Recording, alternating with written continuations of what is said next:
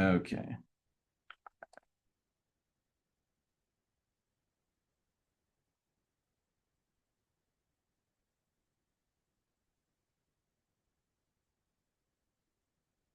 Gotten in this habit of being like, okay, what do I do? How do I get an interesting beginning title thing going on?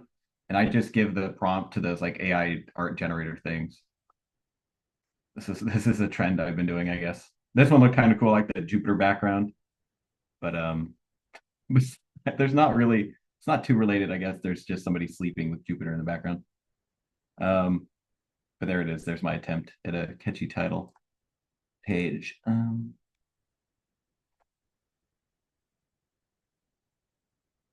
Okay, waiting for some of the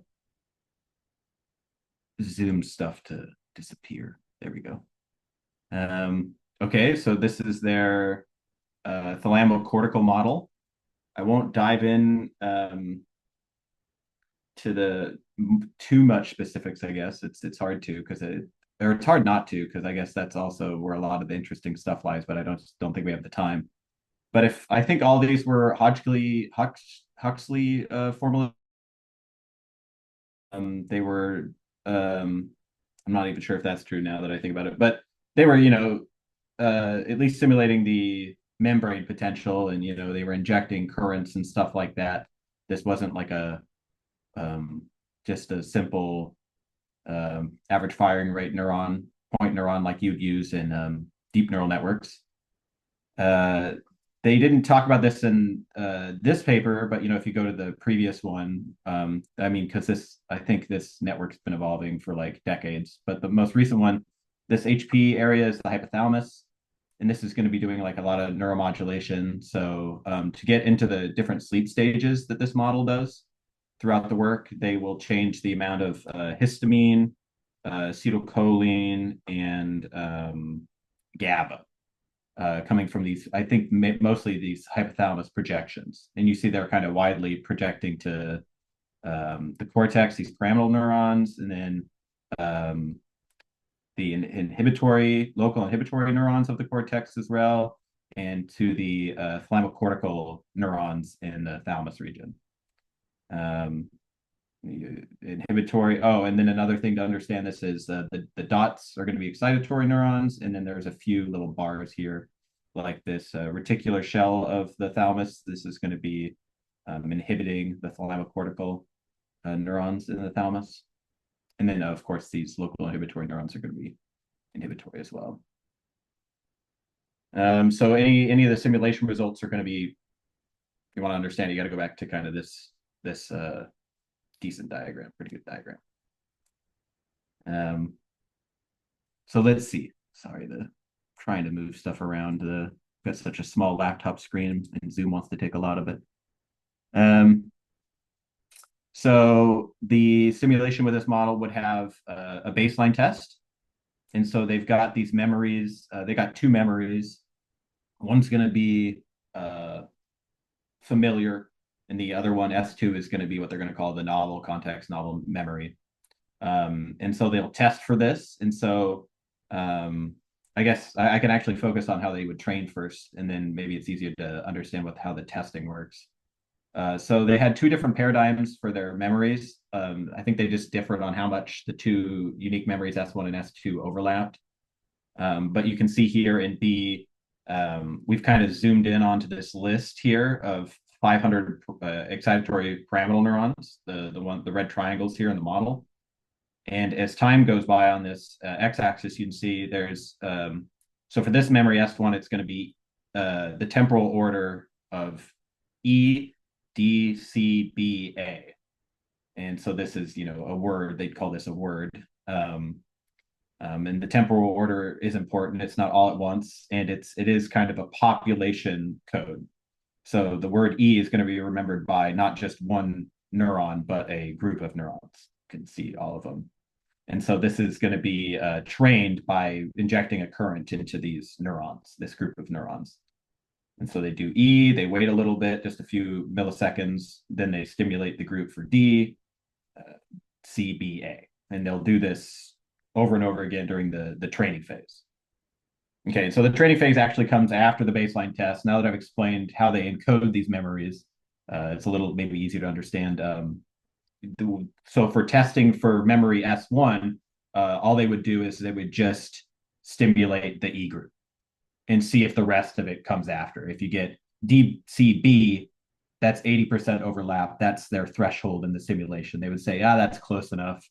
Or I think you could even have ECBA. I'm not certain of that, but I think that's true as well. It doesn't have to be perfect. You don't have to have the whole thing. And so that's what the tests are throughout, is they will just kind of probe the first parts of the memory. So a lot of the simulations, they had the exact opposite sequence order, A, B, C, D, E for S2. And so the tests involve both giving A and also giving E, the start of either of those memories, and seeing just what comes out immediately after. And then they have the slow wave sleep. So, like I said, you can change kind of the output of this hypothalamus region to get into these different sleep stages, which is really exciting. Not all models, most models don't really focus on this. I find this one of the most fascinating parts. And so once you do get into N3, the deepest stage of non-REM sleep, slow wave sleep, they will give an index that is supposed to be coming from the hippocampus of a recent memory. And so this is the novel context, or S2. And we can see, I want to be able to see you guys, but I think I'm not going to be able to now. Let's see. So S1 testing, S2. So here's an example of the indexing. So like I said, this is the same thing, but backwards. The scaling on time is a little different, so it's hard to tell, but I suspect they were doing it at the same rate as this, the same kind of gaps, pauses between stimulations. But this S2 memory is being indexed. So this is index is coming from spontaneous activity in the hippocampus during slow wave sleep. And you can see that they stimulate group A, and then they give an injection current into B, C, D, E. And this is how the cortex is going to learn memory too, while sleeping is happening.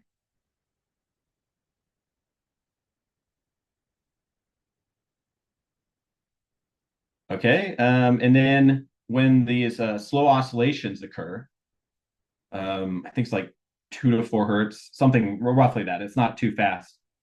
You've got the whole cortex kind of being pretty quiet, and then having these upswings into these upstates, right? So it would be a downstate here on the left and the right of this, and then you're at an upstate here.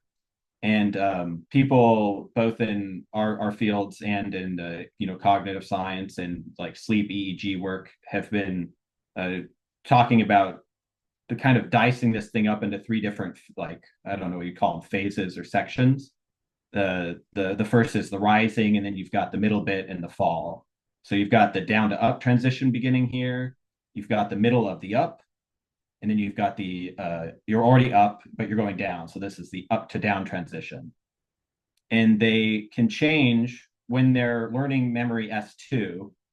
You can change when the index occurs to any of these three things.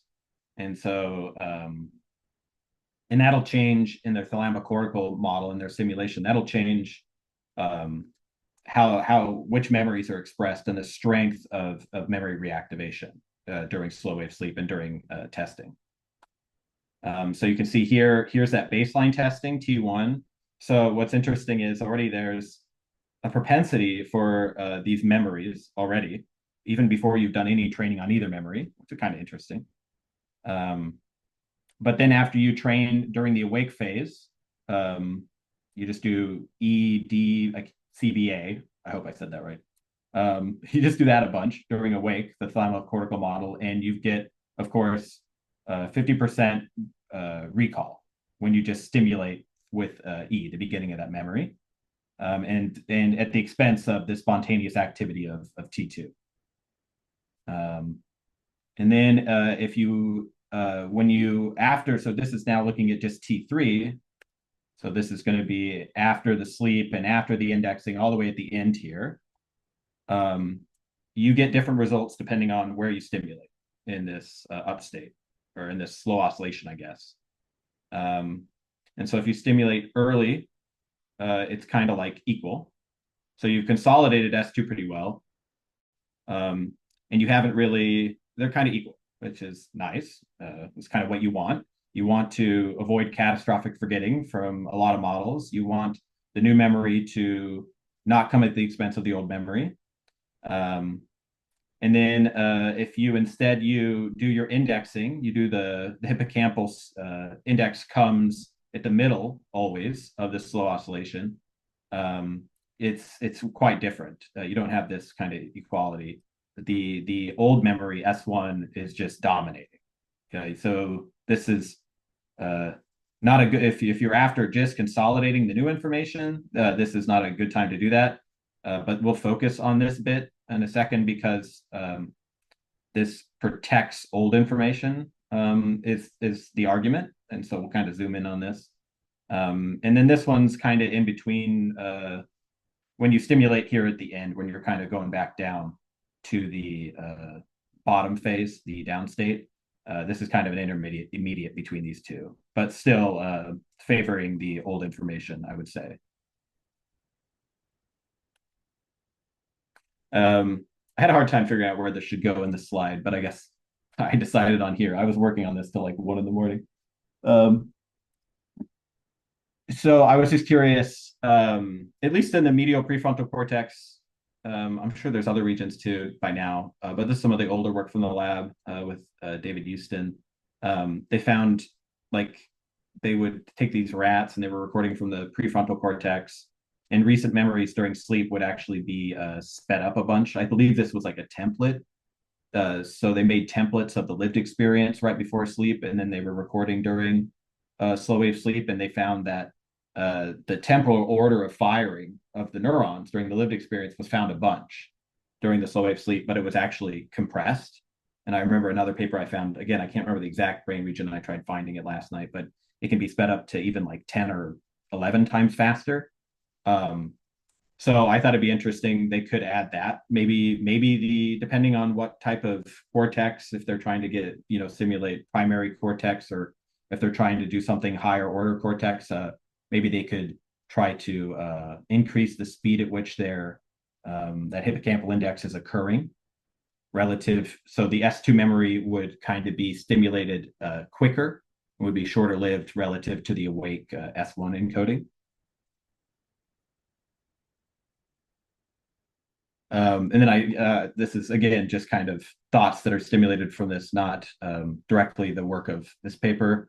But also, they don't have like a S1 training phase while the simulated neuron model is awake, right? They only have a wake period, and you're learning S1, and then the index is all you have coming from the hippocampus. It's as if the cortex never saw S2, the novel context, while the animal was awake.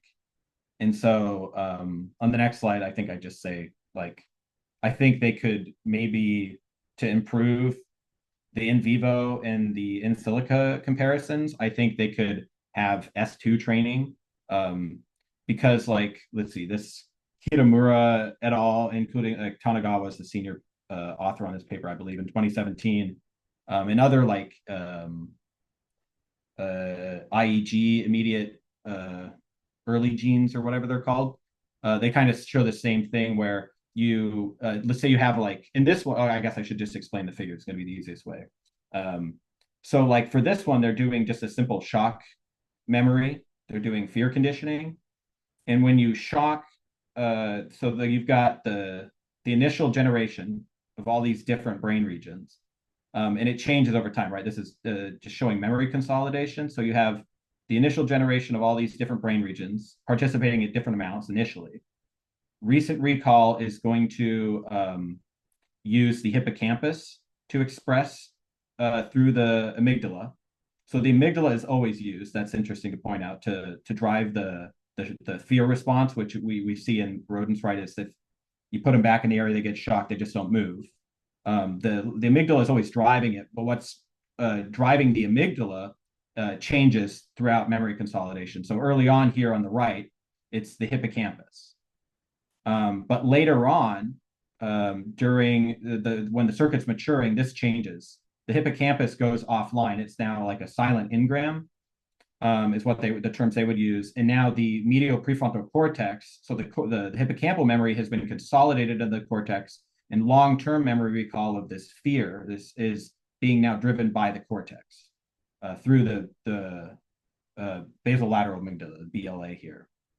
And so why am I bringing this up? Again, I think maybe they could have a better, if they just included S1 training and S2 training during the awake phase, it would be a better simulation, would be my argument. And um, they and let me go to the next slide. Let's see. Hopefully, I explained that well enough. Yeah, the population of neurons that will eventually hold the memory in the cortex are allocated during the initial S2 training in real life. And this is omitted here. Okay, so I guess yes, that's what I was trying to say here is so let's look at the shock fear conditioning protocol. When you shock them, the group of cells in the medial prefrontal cortex that will eventually drive the behavior long term after like days of memory consolidation, maybe weeks, is actually highly active during the experience, even though it's not going to drive the behavior for a while. So they don't have something like that. They just the network is falling asleep, and they are now the hippocampus is yelling at the cortex. But in reality, there's a missing step if you want to be have a better, more accurate model to the real life brain, and it should be that this experience should also have been seen by the cortex for S2, the novel experience, during the awake phase. What is the proposed route that the information from the hippocampus is going to the cortex during sleep, like in this mo like I know it's not implemented that way, but like I guess like what is the like is it through the ceviculum or is it through the yeah, like That's the best I got. I got a one mm, word answer. I think that like a major output to the cortex to the hippocampus is subiculum, but that's the depth of my knowledge on that. yeah, yeah. If anybody else has a better answer, I guess the only reason that I think maybe it matters is I think the pathway that it goes through determines like, you know, the sparsity of the representation that's actually going to cortex to like reactivate or to activate these cells or yeah. But yeah, a detail. yeah, no, that's a good point. More fuel to the fire. Just a lot of questions so far. Let's see. The population, the oh, and the in vivo bit later actually presupposes this too, that the cortex is has activity related to the memory during the initial lived awake experience. We'll see that later. I can always go back to this if somebody doesn't understand this now. This was hard to get into the right order, when to bring this topic up, but it maybe I can try to just compress the point in 30 seconds. Is like the in vivo bit, how they detect memory reactivation is they use the activity from the lived experience right before the animal went to sleep of the novel context. So yeah, so to better fit, you could do one of two things. The simulation could just have S2 training during the awake phase, or the indices from the hippocampus could have also been recorded from the awake animal. I think that could have also maybe helped resolve some of this.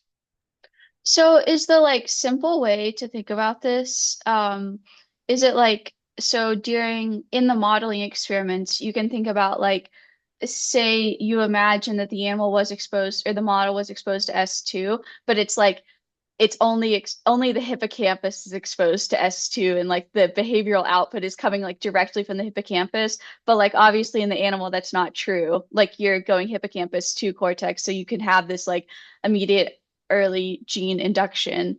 And then during sleep, you already have some sort of like trace or something. Yeah, I mean the argument there's a popular argument that the hippocampus sits at the top of the cortical stack. So how you know a lot of the cortex is gonna see it presumably even before the hippocampus. Yeah. Um. Okay. Let's see. We hypothesize that this phase of the upstate plays a role in protecting S1 from interference by S2. So again, this highlights the modeling, right, from deep nets, huge problem. We want to put in new information. We think sleep allows this to happen in vivo. So this is an interesting result because of that. Because okay, you're putting in new information a little bit, but you're actually preserving the old information a lot. So they thought maybe this is why is this happening? Maybe we can dissect this model and apply it. This could be a potential solution if we could understand how the old memory is being protected.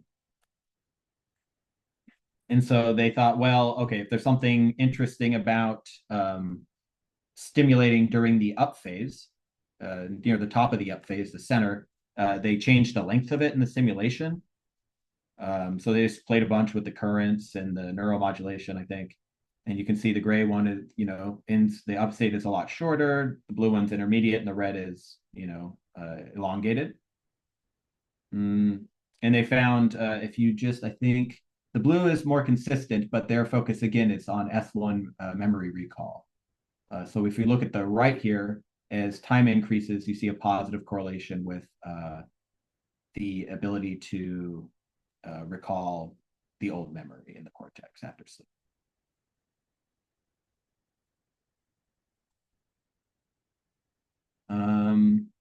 Oh, this one, I had to read this one a couple times. Let's see.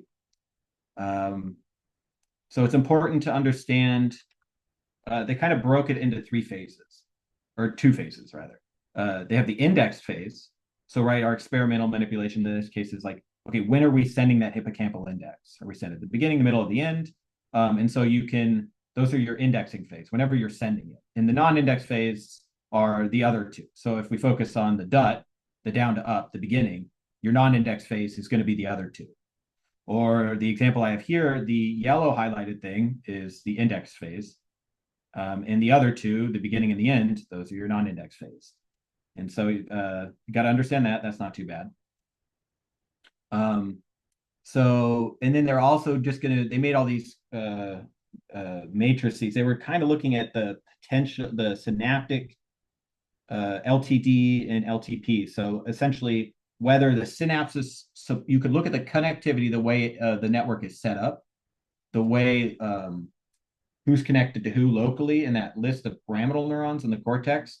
And you could say like, okay, these synapses from this guy to this guy are supporting memory A, or it could go the other way, given the geometry of the model, that these synapses are actually supporting memory B, memory 2, S2.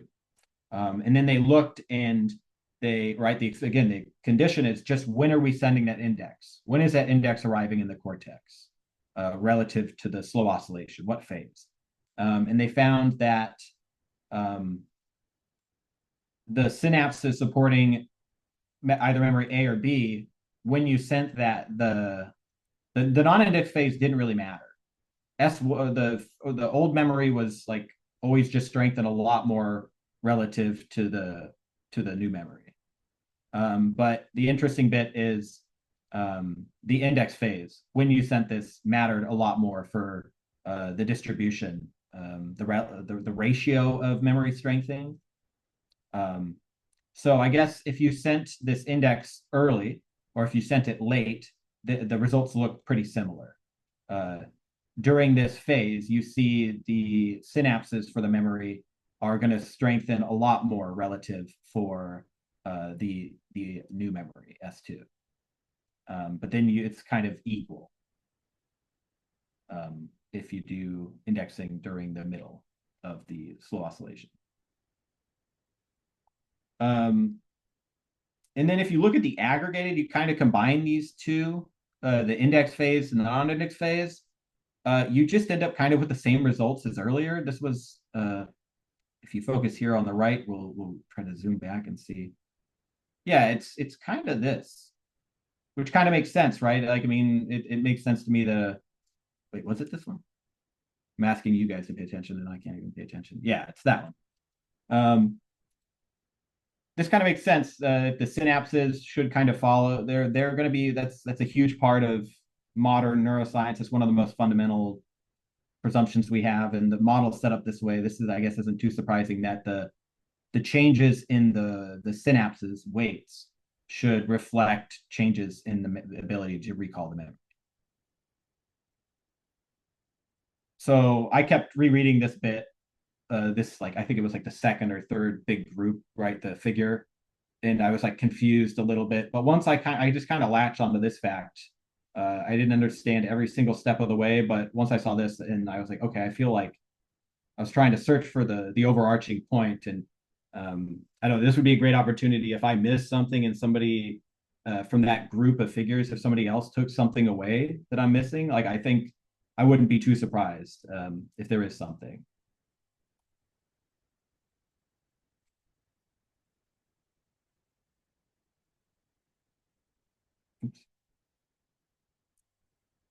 Okay, if anybody thinks anything, just interrupt me. But otherwise, we move on to the in vivo component. Um, so this is work that this is the bit that was actually done at our lab. So this bit, I feel a lot more confident in what's going on here. Um, so we have this rotary ball or this VR ball, really low friction. I spun this thing once, and I think it just kept going for like at least a minute, maybe 2 minutes. So it's low effort on the mice, which is really important. You would just encode. You have a rotary encoder here to know when the mouse moves the ball, it moves this VR, it moves this in this VR space. And the mouse, this one is a circular track, meaning it's the mouse will come back to here. It's always kind of like turning to the left, I think. Even though the mouse is running straight, we always just give it a constant left turn. Um, and you're seeing the middle, the mouse is surrounded by, this is, I love calling this like ghetto VR. This is VR tablets. So we got one on the left, one 90 degrees straight in front of it, and another 90 degrees. So it kind of makes like half of a full cube here. But it's a surround visual rather. This is left screen, center screen, right screen. Uh, and the case can be made. These are really distinct environments, right? The floor and the texture is really different. You're in a rather tight room here, a small room. Here you've got stuff in the way far off in the distance, a lot different visual statistics. So this helps um, just highlight when you're recording the difference between these two memories in context. Okay, so the way Raja did it is we saw the familiar environment. They would, they had some criteria of familiarity. I can't remember the exact, but I mean, I believe it. It's pretty familiar. They ran on this for a long time. And then on test day, I think they would just get introduced to that novel environment for the first time. Um, and this whole time for this test day, they put these probes in the brain. Um, this one has 4 shanks. You can see here the tips almost get down to this is high order association cortex. This is retrosplenial near the midline, about halfway between Bregma and Lambda. And then you can see this is there was only 2 mice in the data set, and less than 100 neurons total. So like this is one mouse, and you can see the spread here of 42 neurons. Maybe about 2/5 are in superficial, and then the rest 60% are probably in the deeper layers, the layer 5 pyramidal neurons. Um, yeah, so less than 100 neurons spread across all layers of RSC. So yeah, they've got this probe implanted in their brain. They're running on that wheel setup. They've been getting familiar for weeks of training to this only the one environment. It's recording day. So now they're actually also going to see the new environment for a little bit. And then they'll give them an injection of urethane, big old injection of urethane. And that will put them into something that uh, looks like slow wave sleep or non-REM sleep. And then out of that, you can process the data after this. This would be in N by T matrix, right? So each neuron detected. So in that last, so for this mouse here, right, his retrosplenial probe got 42 neurons throughout the recording of the duration. So the dimensionality here would be 42. And then 50 millisecond time bends or 75 millisecond time bends, I think both were used.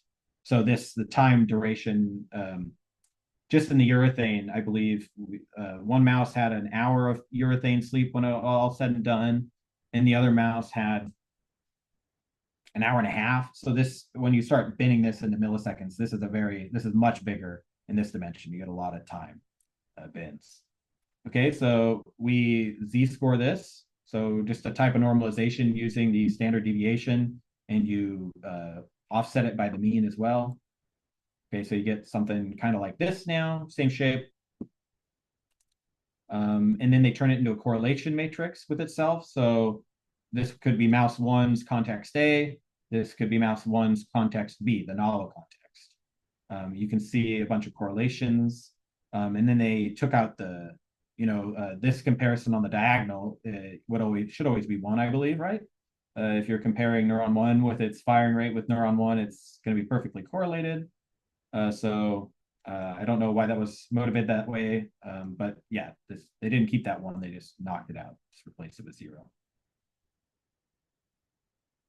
And then they did a dimensionality reduction on this for each context. So again, it's important to know, right? This is just context A. This could have, right, this could have a different dimensionality even than context B. And between the two mice, these are definitely going to be different dimensions as well.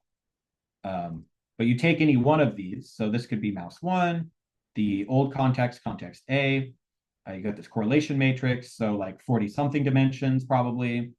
And then you're going to decompose it. So we use PCA here to do a linear decomposition into a two-dimensional linear subspace.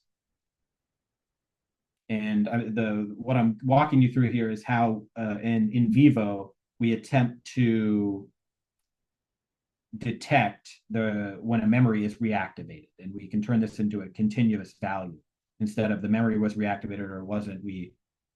What we're getting at here is to try to score this in a way to make a metric for memory reactivation. And so once you've got those principal components, so I said we took those correlation matrices and decomposed them into two principal components. You can use those principal components to get that scalar, to get that continuous value of reactivation strength.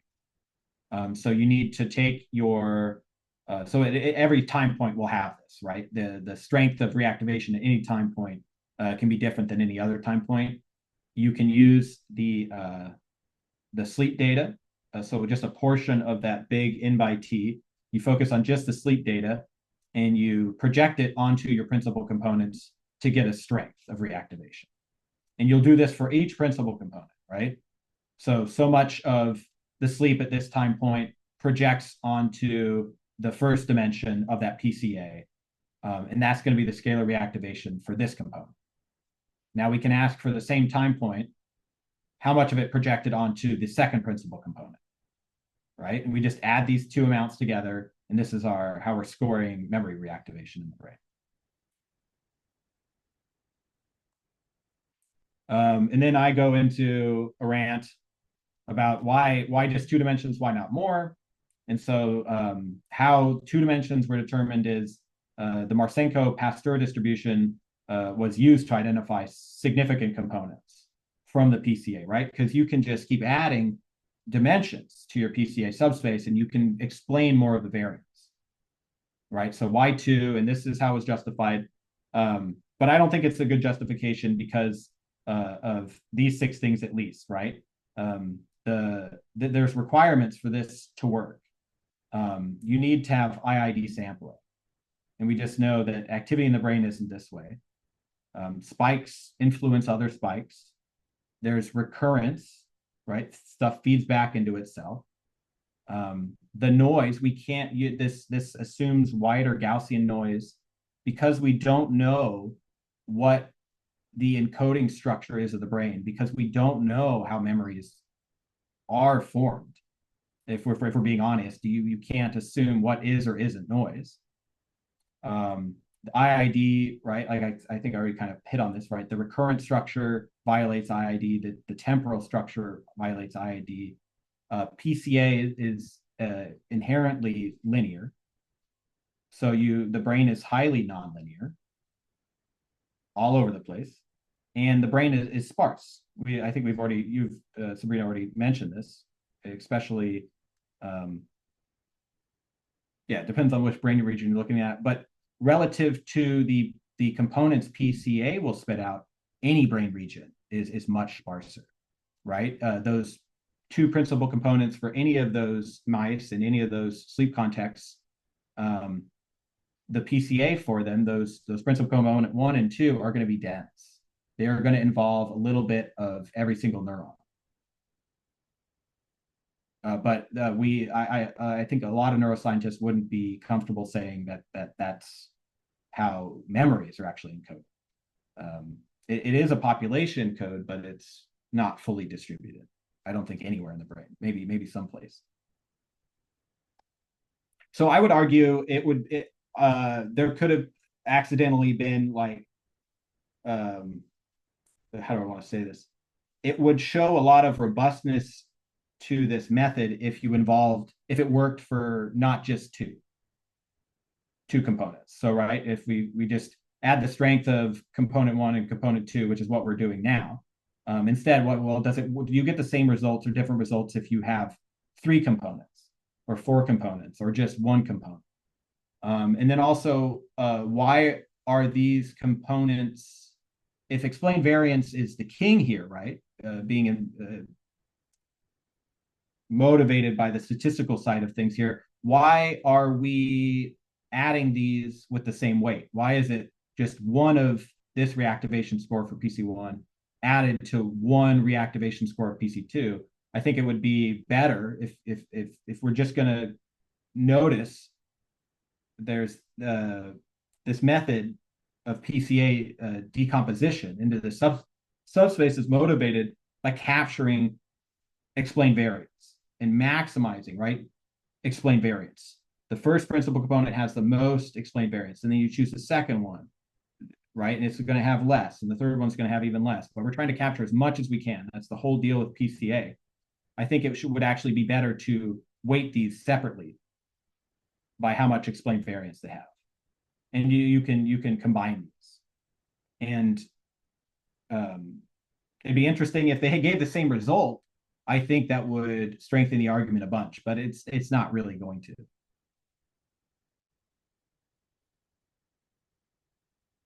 And for anybody who likes being skeptical about statistical methods in neuroscience where we don't have a ground truth, this paper is really interesting. Has anybody in here actually seen this paper before?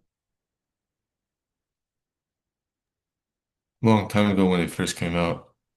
What do you have any storage of thoughts on this? Your reaction at the time, or The reaction at the time was relatively negative. yeah? Can I put you on the spot? Can you share more? Uh, I don't remember the specific objections. I have a vague recollection that is the approaches they used in the paper were slightly cartoonish. Mm. I don't know. I guess what piqued my interest and my excitement about it is it's important to empirically validate your statistical methods. So, and the what they do in this paper is they take an Atari processor and it's emulated, so it's in software, right? And we as humans we created this system, this electrical thinking thing. So it's a decent analog to a brain. Don't flame me for that if you don't believe that. Um, and then so we know the system inside and out, and we can look at all the synapses. We can look at all the transistors, whatever you want. We can look at the state of this whole thing, and we can apply the tools that we use in like machine learning and in this case neuroscience to see if we could actually, if we were dumb, if we were an alien species, right? and we came and we found this microprocessor. We found Donkey Kong from the 1970s on this old, Intel processor. If these aliens were cutting open the chip and measuring all these fluctuations on the wires and voltage, could, using modern machine learning and statistical tools, could they actually uncover real truths about the microprocessor? And whether or not, there's a theme, there's a history. They got this inspiration from somebody else. They were like, same idea, like, could a biologist understand a radio, was something I guess that came out way before this, even like a couple decades before. But wasn't the conclusion of this paper basically that like existing computational methods were not sufficient and that yeah. Yes, but I don't want to like begin an argument. But I think, and if I want to skirt around the argument, and I just want to make a more important point, is the you need to empirically verify your statistical tools, and proofs do not count. Mathematical proofs just do not count. So I like this idea. I really like this idea of verify. I don't necessarily just want to trust a statistician and somebody with proofs on paper and base my whole thesis and work on that. It's really not hard to prove these things.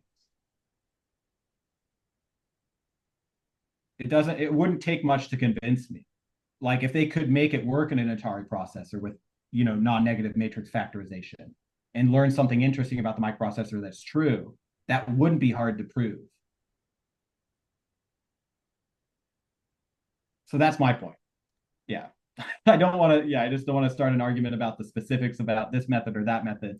But if you want my personal opinion, it is a problem. I know we can't all be statisticians. We can't, like, it's hard enough to specialize in a field. But my point is, it isn't hard to prove when these methods should work.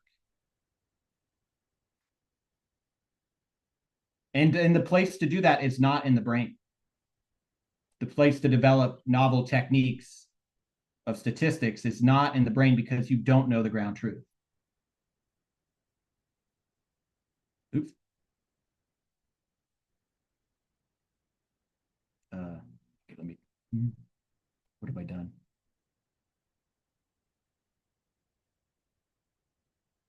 Okay. How am I doing? Oh, time-wise, okay, I'm doing good, actually, I think. Okay, so, and then I thought this was a snafu as well in the paper. So this is from the in vivo recordings. They're looking at like kind of the distribution of the upstates and the downstates while the two mice were asleep. And they said they focused on just the upstates with a duration of over 300 milliseconds to better align with the modeling work.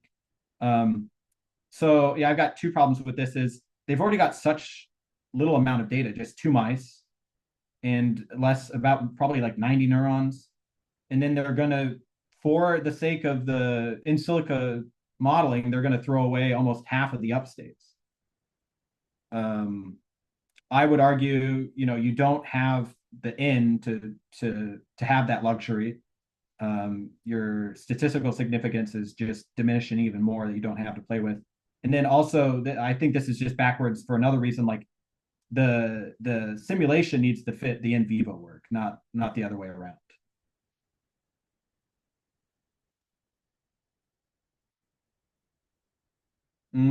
Okay, and then they showed when you do this principal component reactivation strength thing, right, that I walked through.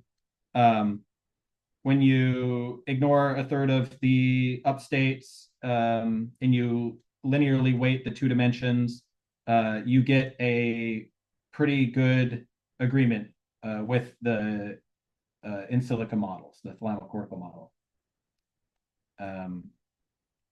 They didn't say why they chose just two principal components again for the network model. I would be maybe I would be surprised if there weren't more principal components, because this is a system with thousands of neurons now, or at least 500 if you're just focused on the excitatory neurons. maybe because there's just two memories in it, um, you only have two principal components. But even if that were the case, at least they could say what those principal components were and how much they overlapped with the actual memory. But if maybe there's details at the end of the paper. Um, maybe this critique is mute. You guys will have to figure that out. And then also there was no talk about. I'm not familiar with urethane-induced sleep, so I don't know how much the first second of urethane-induced sleep looks like slow wave sleep, or difference. Do you non-REM sleep has multiple stages, the deepest of which is slow wave sleep. Do you cycle between them like you do in, or is it all just slow wave sleep, the deepest stage? Um, I'm presuming you don't have any REM sleep. So mice typically only exhibit a few minutes of slow wave sleep before intermixed REM sleep occurs.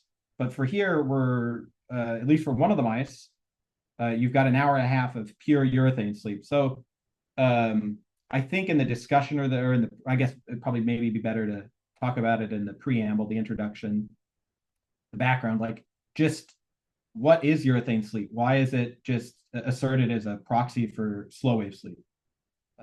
How is it different? I have no idea.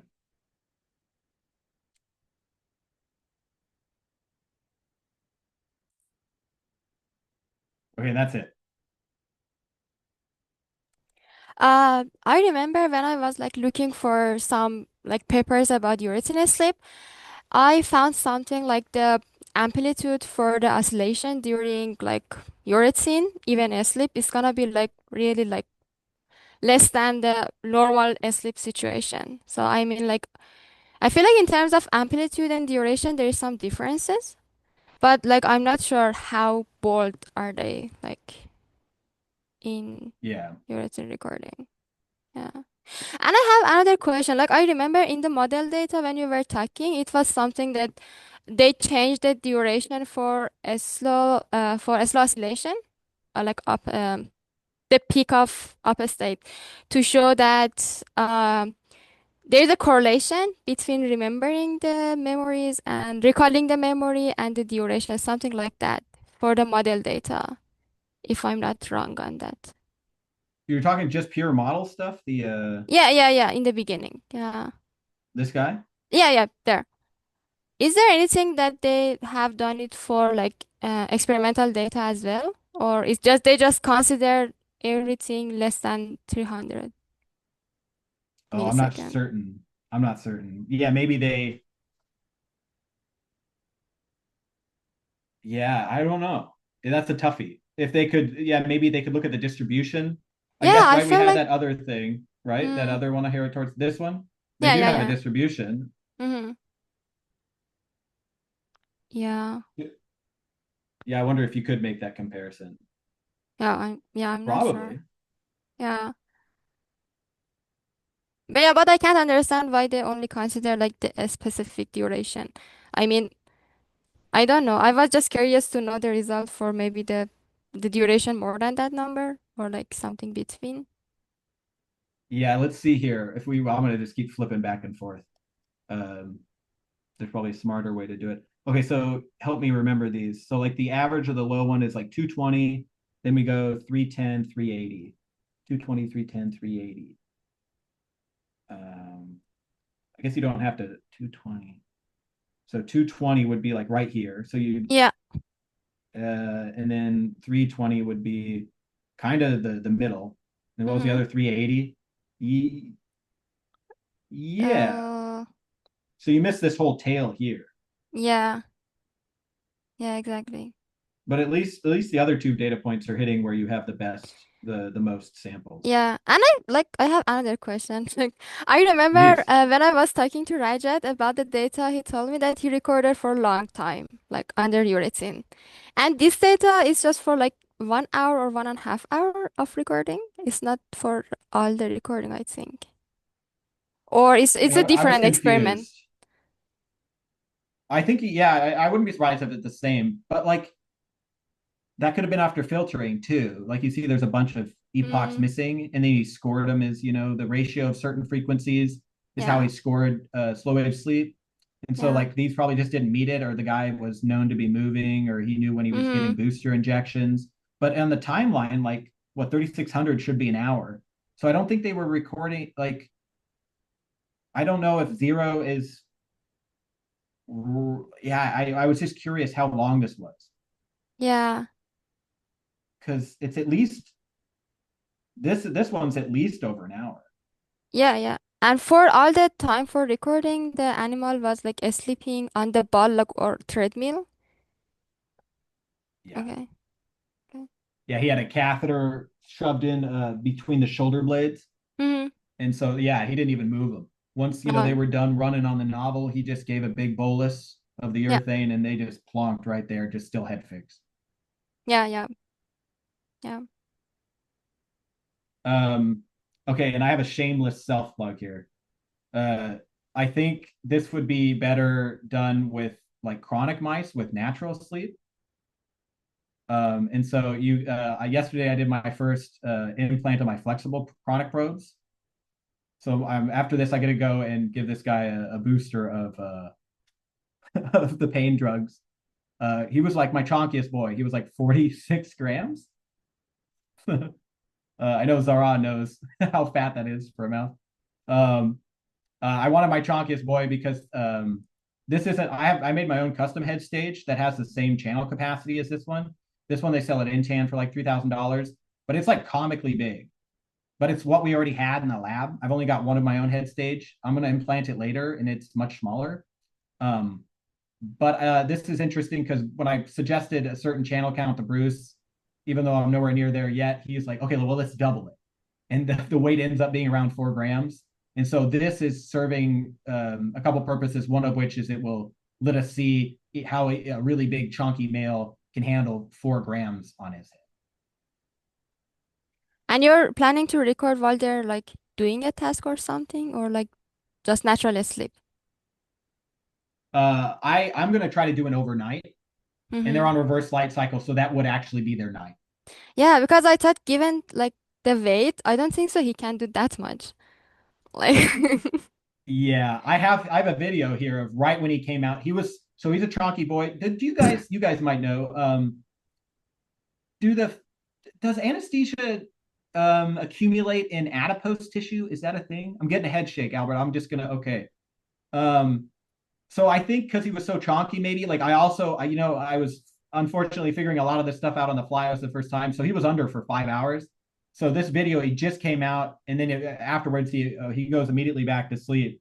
But you can see, I think he's moving around okay, but it's a little comically large. I don't, I, yeah, hmm. I'm not fully decisive yet if this is, I guess we'll see a lot more today. This should be the worst time, right? If he's going to look most awkward and have the most pain and have a hard time with it, it's going to be right now. So hopefully it improves. Hopefully he's not always like this. So, Albert, did you do hyperdrives? I was about to say it looks about the same as like a rat carrying I mean the weight proportion is like about half, but it looks about the same as what a rat looked like with the hyperdrive. Mm-hmm. Yeah, the 4 grams that I would do on my head stage would be more compact, so it wouldn't be such a long torque arm, which would help. But I would be doing it on a younger, smaller mouse, probably like 8 weeks old, like just a little under 30 grams. So what's the proportion? How heavy were your hyperdrives in relation to your rat weight? It's like 20 grams to 400 grams. It's like 5%. Yeah. Yeah, this is close. This is going to be much more than that. We'll see. But then like when you actually connected the head stage, because like the counterbalance thing is never perfect, it works out to like more than that. Probably like 30 or so grams. Yeah, but still sub 10%, you think? Oh, I guess it is closer though then. Yeah. Yeah, that's the thing I have to figure out is if I can actually reliably disconnect from my head stage without adding too much weight, because that would help. Right now, I'm just planning to leave the head stages on, but I know I guess that's not typically the norm.